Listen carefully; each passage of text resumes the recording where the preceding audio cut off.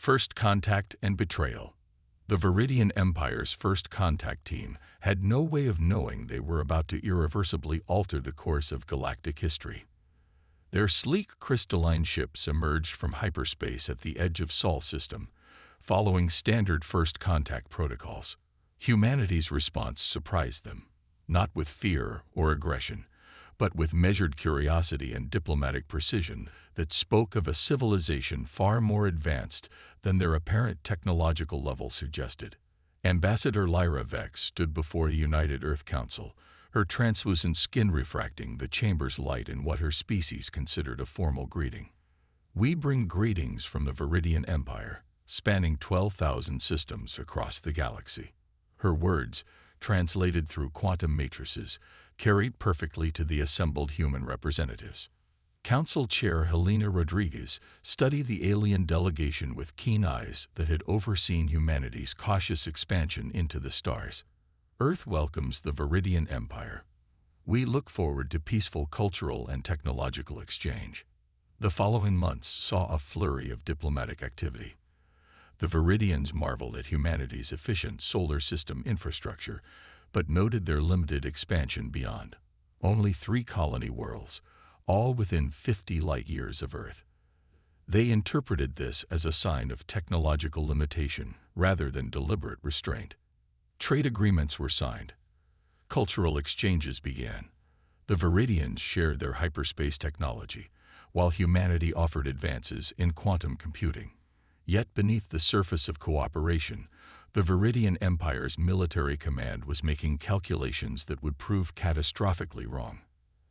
Admiral Kextol reviewed the latest reports from Haven, humanity's most distant colony.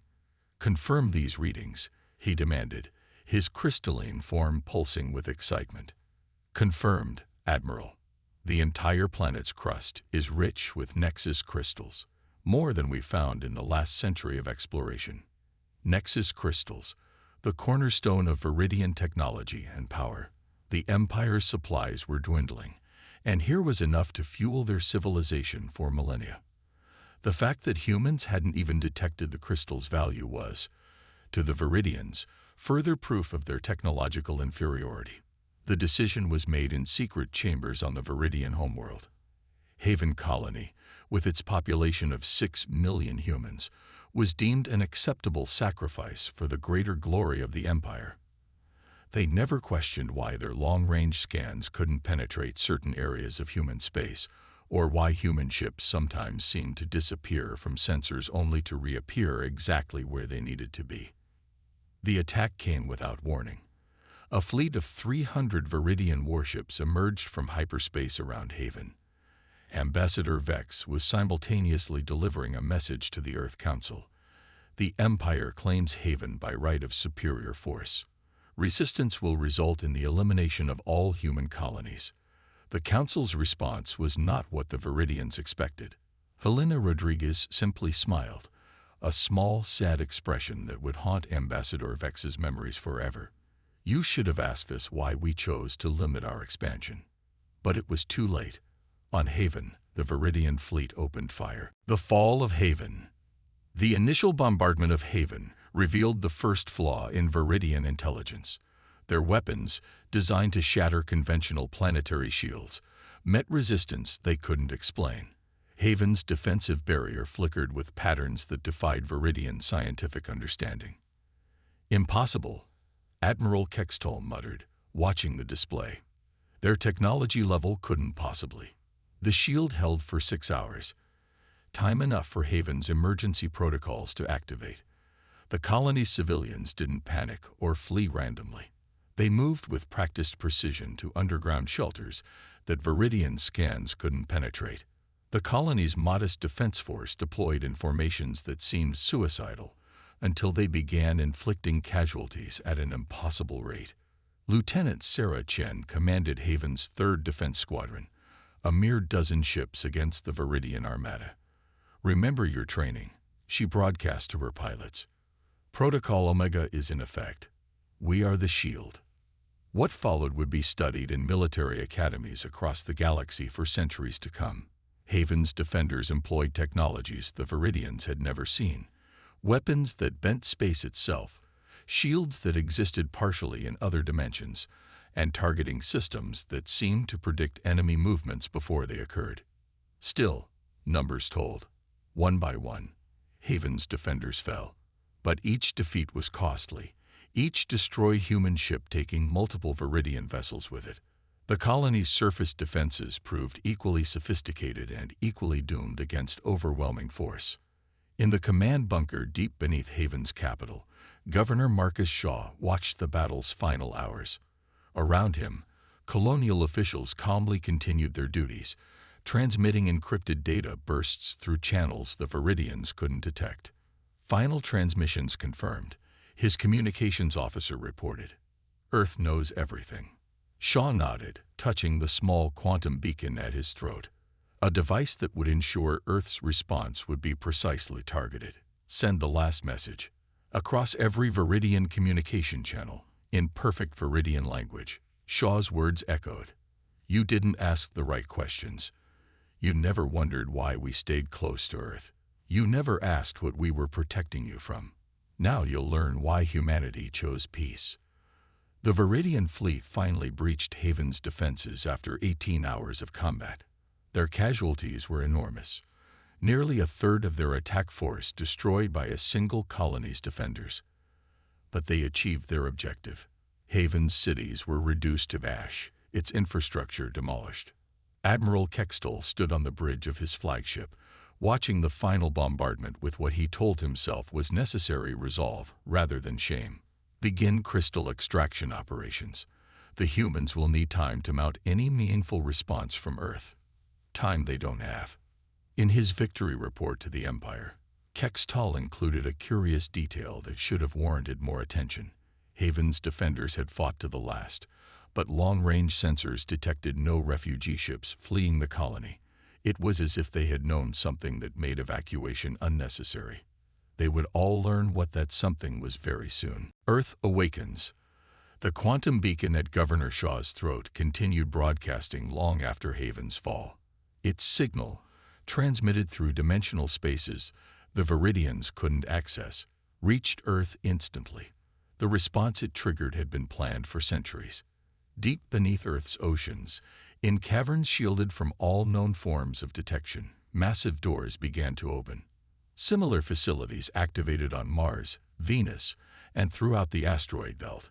In dimensional pockets scattered throughout the solar system, automated shipyards that had been producing and stockpiling warships for generations received their activation codes. Fleet Admiral James Chen, Sarah Chen's father, stood before the Emergency Defense Council. Operation Sanctuary is now active. The Viridian Empire has violated the peace we offered them. They are about to learn why humanity chose to concentrate our strength close to home. Across Earth's solar system, the greatest military force ever hidden from galactic civilization began to move. Ships emerged from their dimensional sanctuaries, not the modest vessels humanity had allowed the galaxy to see, but machines of war that incorporated technologies no other species had even theorized possible. Fleet composition report, Chen demanded. 700,000 capital ships activated. Admiral. All crew positions manned by quantum-linked AI systems. Dimensional drives online. Weaponry. Sir, weaponry defies standard classification.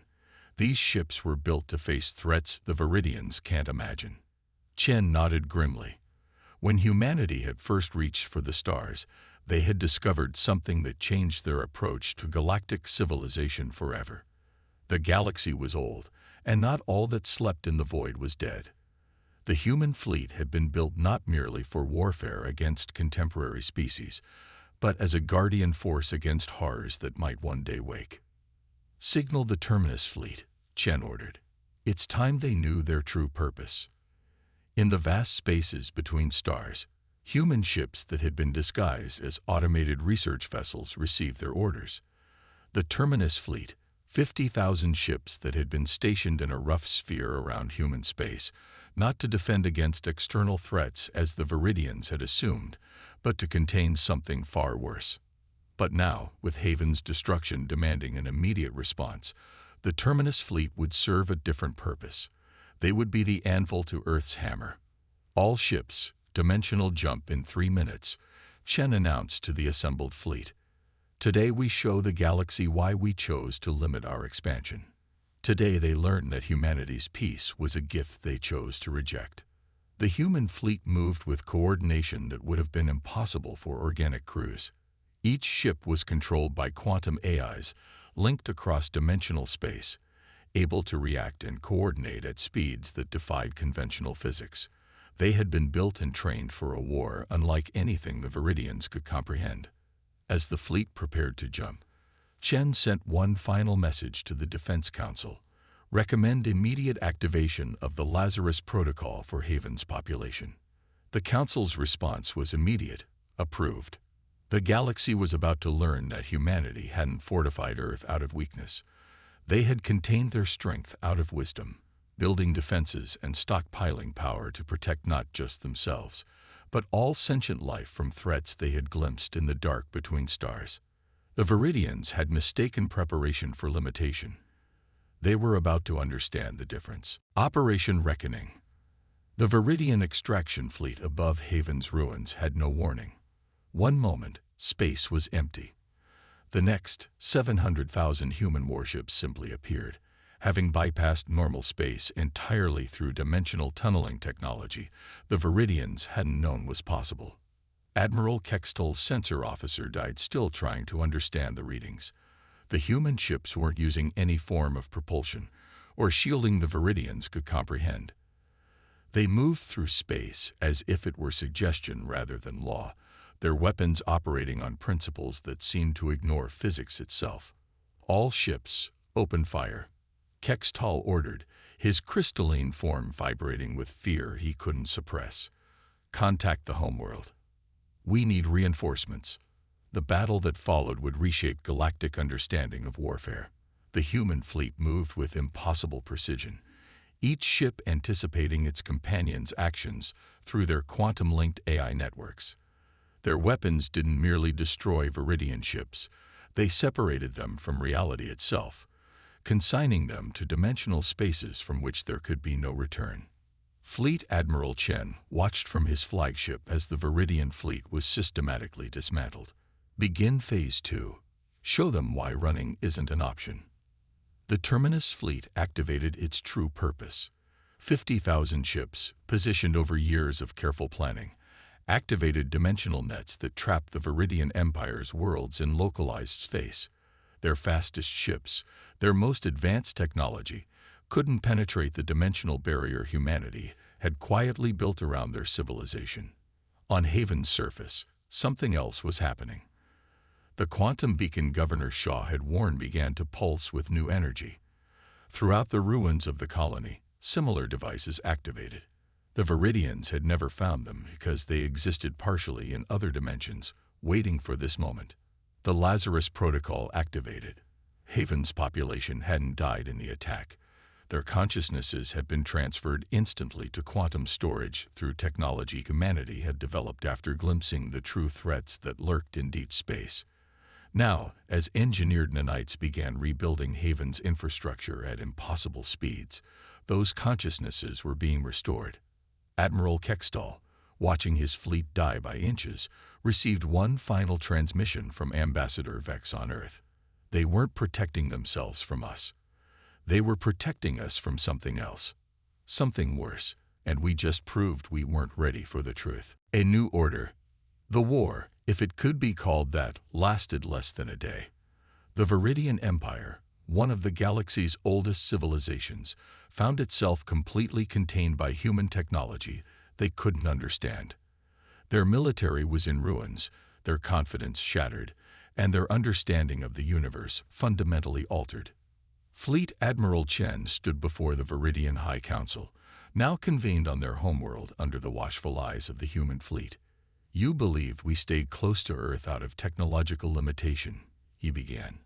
The truth is more complicated. We stayed close to Earth because we found something out there, something that showed us the galaxy needed guardians more than it needed conquerors. The display behind him activated, showing astronomical data that made the Viridian scientists present gasp in horror. There are things sleeping in deep space, Chen continued. Things your civilization, for all its age, never detected. We found them early in our expansion, and we made a choice. We would not spread out until we could guarantee we could protect not just ourselves, but all sentient life from these threats. The High Council watched in stunned silence as Chen showed them the true purpose of humanity's military buildup. The weapons that had so easily defeated their fleet hadn't been designed for war against contemporary civilizations. They had been created to fight horrors that defied conventional physics. Haven is already being rebuilt, Chen explained.